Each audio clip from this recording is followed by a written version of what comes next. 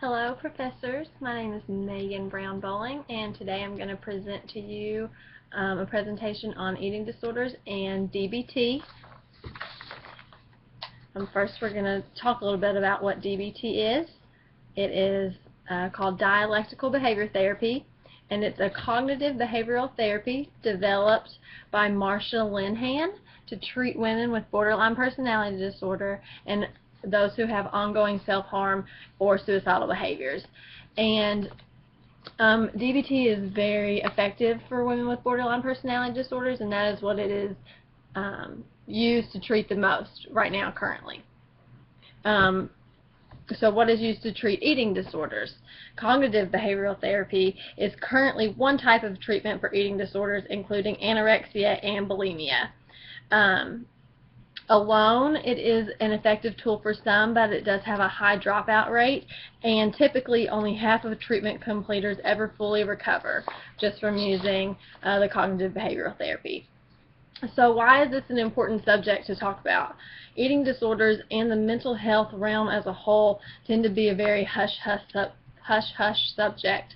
So as a psychiatric mental health nurse practitioner, this is something that we will come in contact with people with eating disorders and having to learn how to treat those types of disorders and what we would recommend for them in order for them to overcome what they're struggling with.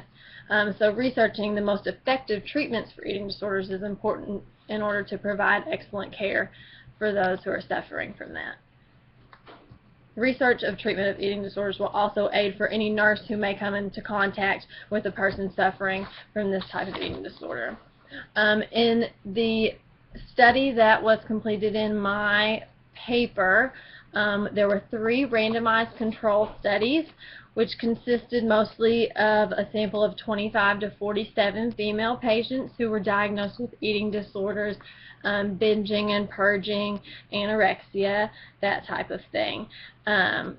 In those studies were DBT versus delayed controlled treatment, treatment as usual, or a standard DBT. There were also a case series design and a case study, one of each. DBT were used in both of these as an outpatient treatment over the course of either several weeks or several months. And there was also a systematic review where 13 studies were studied about proposing DBT as a treatment for eating disorders. The general consensus of all of these studies showed that DBT is a promising intervention and treatment for eating disorders. So how will this improve nursing practice? It allows us to learn more about it. We need to educate ourselves about the new and upcoming treatments for eating disorders and for mental health practice as a whole. This will be good to teach to nurses in outpatient therapy, school nursing, clinics, anywhere where nurses will come into contact with someone with an eating disorder.